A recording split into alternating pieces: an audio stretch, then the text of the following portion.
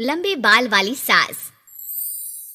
सास बहू की उम्र में माँ बेटी जितना फासला होता है, लेकिन फिर भी ना बहू को सास में माँ और ना ही सास को बहू में बेटी दिखती है। कैसे? ओहो, ये बाल भी ना संभाले नहीं संभलते, इतने लंबे और काले। देखने वाले तो कहते हैं कि बहू सास और सास बहू लगती है। कौन है ये लोग माँ जी? मुझे तो नहीं दिखते जिस सास को बहू समझ रहे हैं। अरे चल छोड़ ना, जा चाय लेकर आ जा और किचन में मेहंदी भिगा देना। और हाँ, दोपहर को पार्लर वाली आ रही है मेरे हेयर स्पा के लिए, तो जरा गर्म पानी तैयार करके भाप की तैयारी भी कर देना। बहू खुद के बाल देखती है जो सूखे, बेजान और बेतरीके से बंधे होते हैं। बहू किचन की तरफ जाती है। यहाँ खुद के बालों को संभालने का टाइम नहीं है, ना ही पैसा, लेकिन सास के बालों पर इन्वेस्टमेंट देखकर हैरानी ही होती है मुझे तो। दोपहर को पार्लर वाली सास के बालों को देखकर बोल पड़ती है, ओहो, ये कैसे बाल कर लिए आपने? 2 हफ्ते से मुझे बुलाया नहीं ना, तभी। अरे वो बहू के कारण। मेरे कारण? मैंने कब मना किया था आपको किसी चीज के लिए? अब तू ही मायके चली गई थी ना। अब मैं घर का खाना बनाऊं या फिर बालों की केयर करूं? तू जाकर पानी लेकर आ।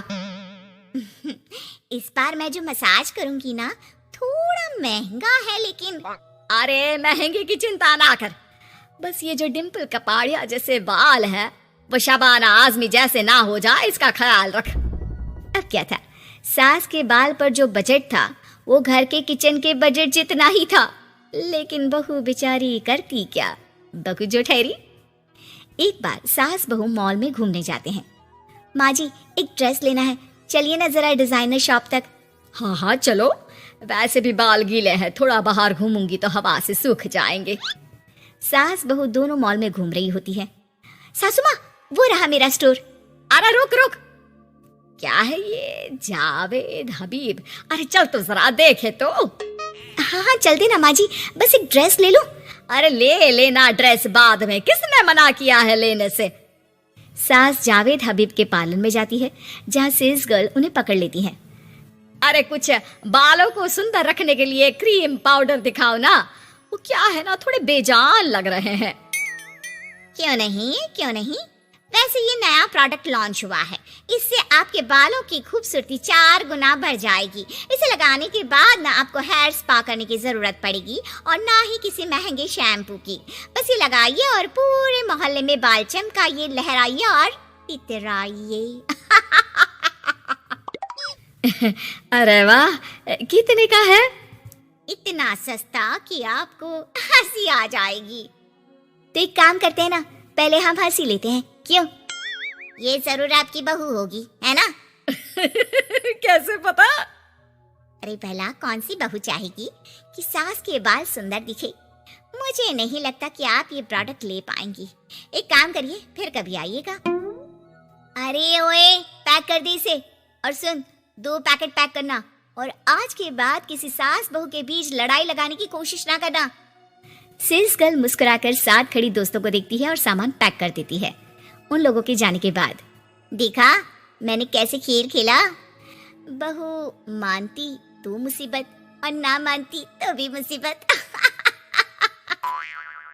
वही सामान लेकर सास भी खुश बाहर निकलकर बहू से कहती है, अरे वाह बहू, अब देखना मेरे बाल ना और ज्यादा सुंदर हो जाएंगे। अब तो लोग मुझे देखकर जलने लगेंगे। वैसे जलन से याद आया, तुझे भी तो ड्रेस लेनी थी ना, चल ले लेते हैं। रहने दीजिए, पैसे किसके पास है जो ड्रेस ले लूं? आप तो अपने बाल लहरा लहरा कर इतराइए। मैं कोई पुरानी ड्रेस ही पहन लूंगी। चलो वो भी ठीक है बहू। देख, हमेशा ना फालतू खर्चे से बचना चाहिए। मैं बिल्कुल फेवर में नहीं थी तेरी नई ड्रेस के लिए, फिर भी तुझे मना नहीं कर पा रही थी।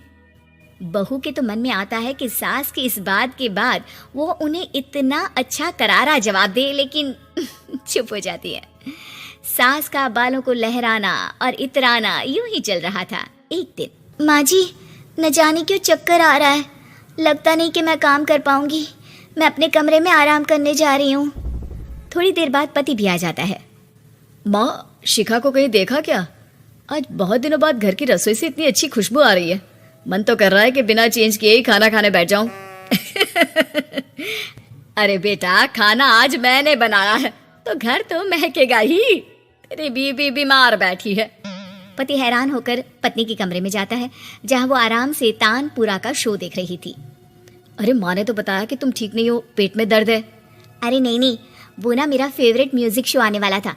अब माँ की तो आदत पता है ना, ये बना दो, वो बना दो, ये दे दो, वो दे दो, तो बस मैंने बहाना बना लिया। पति बीवी की बात पर मुस्कुराता है और वहां से चला जाता है। दरअसल शिखा को म्यूजिक का बड़ा शौक था और उसके पसंदीदा संगीतकार उसके शहर में थे और संगीत की क्लास लेने वाले थे। अरे देखो देखो, ये धनवानी महाराज हमारे शहर में है, और तो और ये यहाँ सबको संगीत सिखाने के लिए आए हैं। मैं भी इनकी क्लास ज्वाइन करूंगी, कल जाकर पता करती हूँ। सास और पति भी शिखा की बात पर खुश हो जाते हैं, लेकिन अगले रोज जब शिखा वहां से वापस आती है तो उसका मुंह उतरा होता है। अरे क्या हो गया?